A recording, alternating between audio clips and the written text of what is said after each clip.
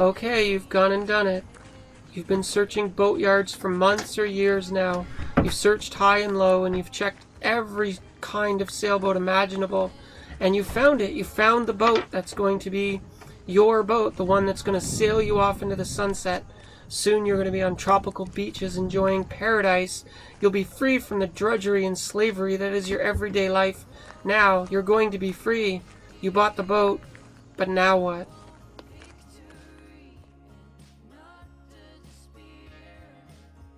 But really what you've done is you've doubled your slavery. You're now a slave to your job and your boss, and now you're a slave to your boat. But after months or years, finally the suffering ends, your boat is ready, and it's time to go. But now what? What comes next?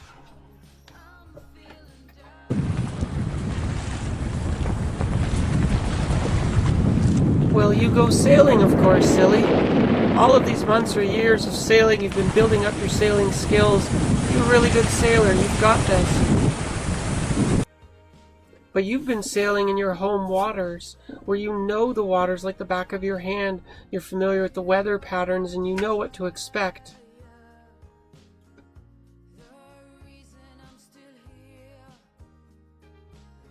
So now it's time to get out there into the ocean with the other sailors in the great big playground called Planet Earth, where you don't know what to expect. You're not familiar with it, and you haven't seen most of these waters ever in your life.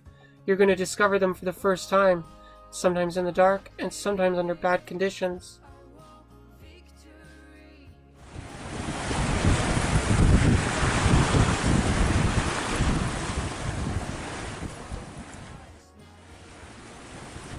So as we've been out here sailing, sometimes we make good decisions and we get things right, and sometimes we make the wrong decision or we just have terrible information. Here I'm going to share with you some of the things that we do on our boat and some of the decisions that we've been faced with so far, running our way up the St. Lawrence River out to the Atlantic Ocean.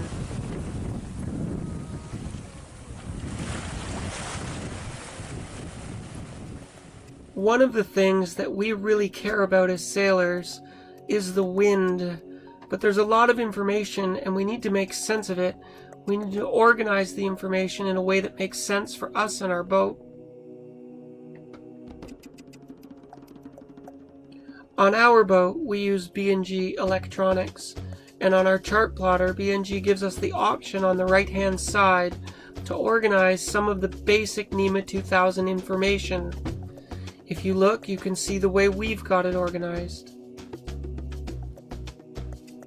We're sailors. We're using the wind not for fun. We're using the wind to make the boat go, and we want it to go as fast as we can. We want to be efficient with the wind. So a basic unit of measurement that we use is SOG, speed over ground. But if I were to say to you, the boat is going 4 knots of speed, is that good or is that bad? I guess that really depends. It's relative to the wind angle, and more importantly, it's relative to the current strength of the wind.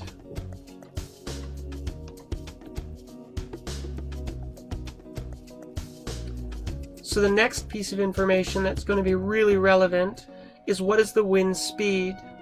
So on our boat, we use true wind speed as our unit of measure, and on our display you can see that true wind speed is above the boat speed, or SOG. So at any given time, either one of us can ask the person on the helm, what is the status of the boat?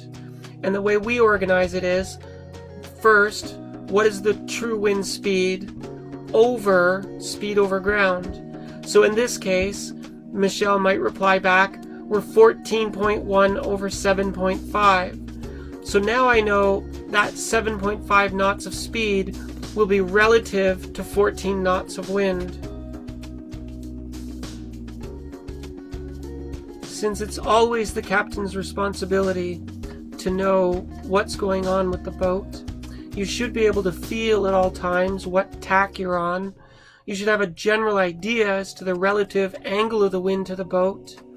And because you know your boat from history, practice, and experience, you know whether or not that's an efficient speed for your boat at that wind angle with that wind. And if it isn't, then you know that something's wrong with the sails and maybe an adjustment needs to be made. Sometimes you'll hear us on our videos referring to the status as 14/7, we were doing 12/2, and this is the information that we're using. And if you look at this information, you can tell something isn't right. We must be motoring. So you wake up in the morning, you go to your chart plotter, you zoom in on your map to see where you are, and you need to decide where you want to go today. But as the captain, you have to make a good decision, and that decision is going to include wind and weather forecasts. And after the instruments on your boat, your next best friend is your cell phone.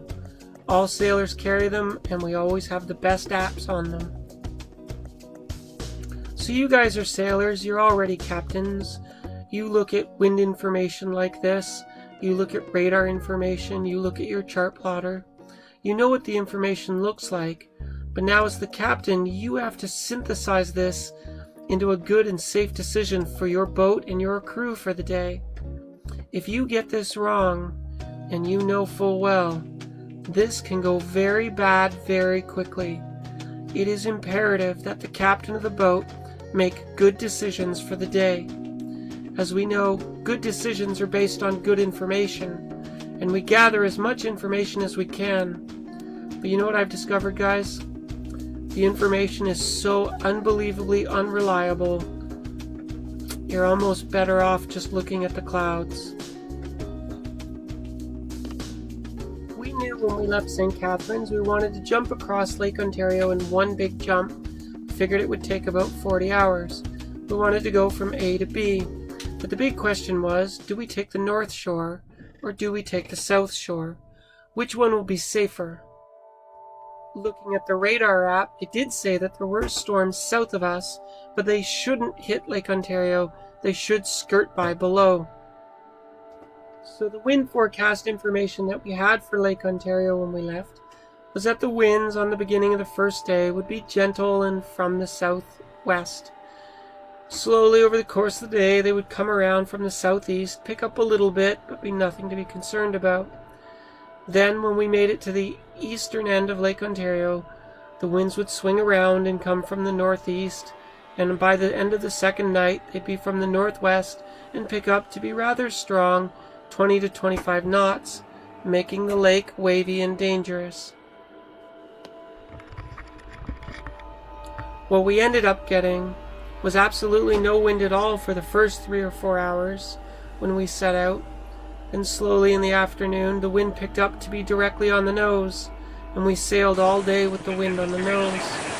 Slowly though, the wind started to come from the south, and over the course of the night the wind strength had picked up to much more than it was supposed to be, and by morning, skirting along the American shoreline, we found ourselves rolling in 3 and 4 foot waves. The problem was, the wind was coming from the southwest, along the full fetch of the lake. It wasn't coming from the east like it was supposed to be. So we found ourselves rolling in 3 and 4 foot swells, and by the middle of the second day, decided to take shelter at Main Duck Island on the eastern end of Lake Ontario. This island, the way it was shaped, should give us protection from the wind and waves. So we decided to make our way around to the protected shore, go inside the bay, and drop anchor for the night. What we'd found was a nice and peaceful protected anchorage, so we're fine, right? The problem was, what were the winds going to do overnight? Despite all the forecasts, what we actually had all day was wind from the southwest. What we were scheduled to have was very strong winds from the north. If that happened, that would create waves that would then drive and pile themselves into the bay, making this protected anchorage very vulnerable and very exposed. Do we stay, or do we go? Everything's calm now and there are no winds. Do we trust it to stay this way? After 34 hours of sailing straight and the last 12 hours being rough, we were really happy for the protection of the anchorage, We really just wanted to stay, relax, and call it a night. After all, every wind forecast up to this point had been completely wrong. So should we just relax, or should we go? As the captain, at the end of the day, it's my responsibility to make sure we're safe. And despite the fact that everything was calm and there was hardly any wind whatsoever, I had to make the decision to lift the anchor and continue heading east down the lake towards Wolf Island.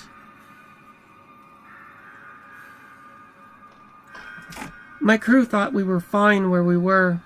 Despite all the available evidence that we were fine, I started thinking, as the captain, if those winds do come in from the north, we're going to be in trouble here. This anchorage will not be safe, and I don't want to wake up at 3 o'clock in the morning to have to lift the anchor under nasty conditions to try to seek shelter in the middle of the lake. If you were the captain in this situation, what would you do? The captain alone is responsible for this decision. So I made it. Lift the anchor. We gotta go. So with hardly any wind, under gray skies, and with what remained of the swell, we started making our way east again. Several hours later, we were almost bobbing there. I began to question, had I made the right decision? Everything is still so calm. Then the sun began to set, and we were in the dark.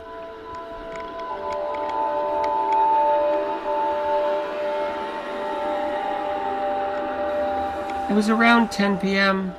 Michelle was at the helm and I was resting down below, when Michelle said, "Honey, I think you should come up here." In a skirt and a shirt, I throw on my life jacket, and 5 seconds later, just as I make it up the companionway stairs, bam!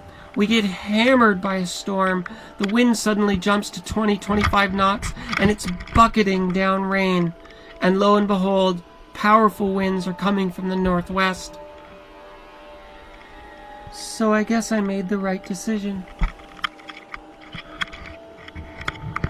It took us 2 more hours, but we finally made it to the safety and protection of Wolf Island.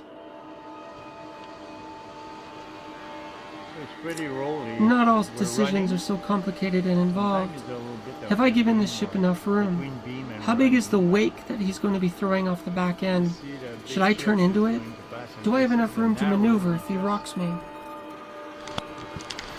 There you go, we're on the squall. Yeah, big wind. We just dropped the mainsail a few minutes ago and ripped the Jenny. Smart decision. We just got the boat under control, switched off main to a reef Jenny. That way it would be easier to control, and bam, we got hammered. Oh. Look at the wave. We're not moving, we're at anchor. You look at how fast that water's speeding by. That's the strength of the current. This is why we can't just travel whenever we want to. I'm going to show you down here to look at the anchor chain. We're at anchor and not moving, but if you look at the speed of that current, that's faster than we can sail, and definitely faster than we can motor. If we tried to set out during the period when the current is against us, we would get nowheres at all. We would probably move backwards. So although our lovely WildChild is equipped to sail 24/7 day and night, we can't. We're restricted here. So not only does the captain have to consider wind information, weather information, depending on where you are, maybe you have to consider tidal information, maybe you have to consider the currents. Every day when you wake up as the captain, you're responsible for the boat. Do we go sailing today? What time do we leave to go sailing? Where do we go when we go sailing? These decisions are on the captain every minute of every day. You never get to hide from it. The conditions always change. Mother Nature always changes up the game. And you are always responsible for matching wits with her to keep yourself and your crew and your boat safe. Sometimes it makes you tired.